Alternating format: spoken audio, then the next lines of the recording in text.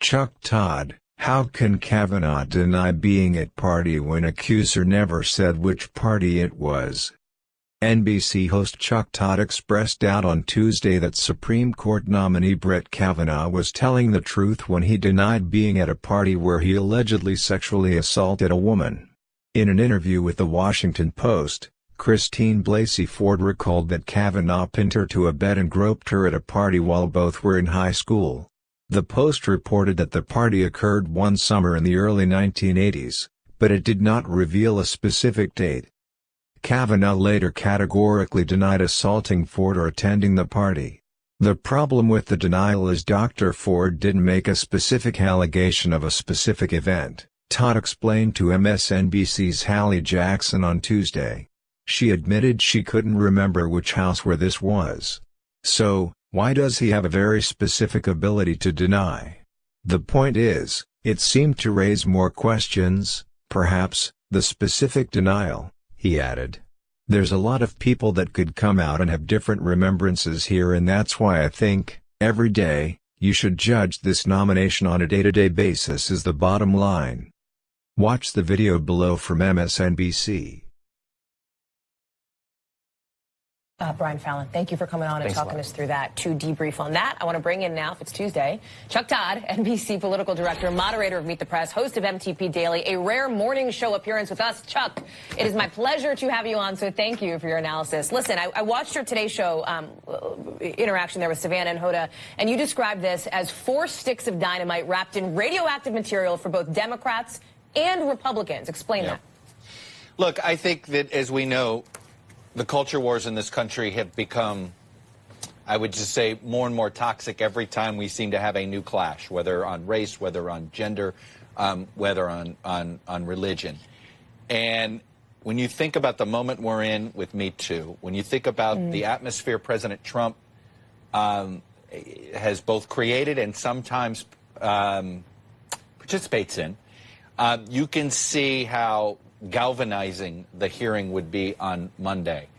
And that's why I think I think certainly the Republicans have more to fear here than the Democrats, but the Democrats also shouldn't assume that this automatically plays their way, that a divisive gender-based culture war will somehow help them in these midterms.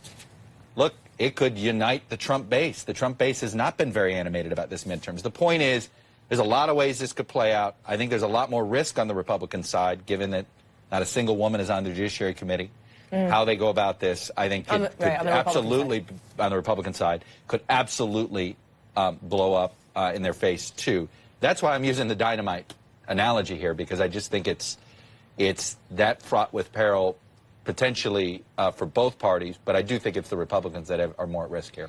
Flash forward a few days, Chuck. Do you think we get to Monday and we get to a hearing with Judge Brett Kavanaugh and Dr. Blasey Ford? Look, I would say this. I think you got to look at Judge Kavanaugh every day as a day-to-day proposition here. He made it through yesterday.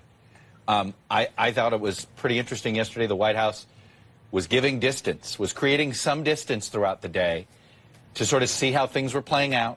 And already to me, it's clear that the White House has drawn a line here. They will defend him as much as he defends himself, right? They're not going to do more than that.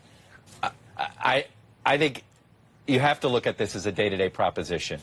I think if any more information comes out that paints a different picture than either Dr. Ford or Judge Kavanaugh has painted about the incident or about that time, that to me tells me this hearing won't happen. I think at that point there's a blinking. There's a blink at some point. But I'll tell you this, Judge Kavanaugh made a very specific denial about never being at any party or any event where this could have happened. The problem with that denial is that Dr. Ford didn't make a specific allegation of a specific event.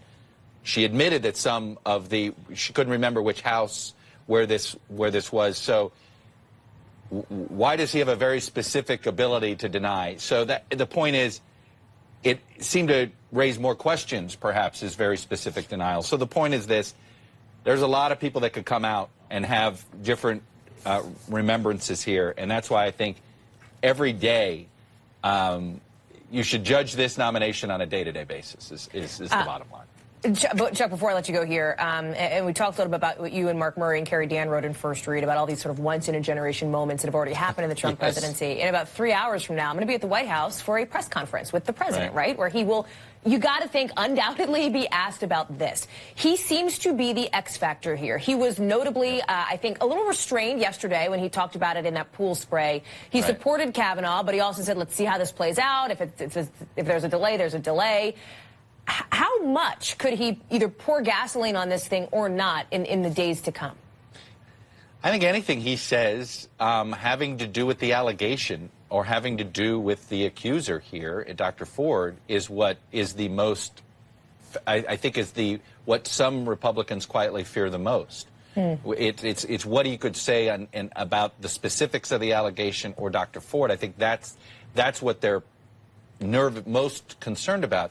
But, you know, here we're talking about this, and the president yesterday, while he's been restrained when it comes to Kavanaugh, he showed no restraint when it came to creating the potential for a constitutional crisis involving the Russia investigation.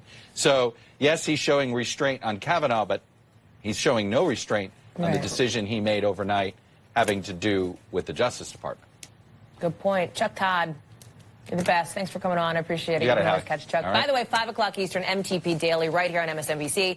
And you know where to find him on Sundays on your TV screen on Meet the Press. Up next, the man in charge of getting help to the hardest hit areas hit by Hurricane Florence is now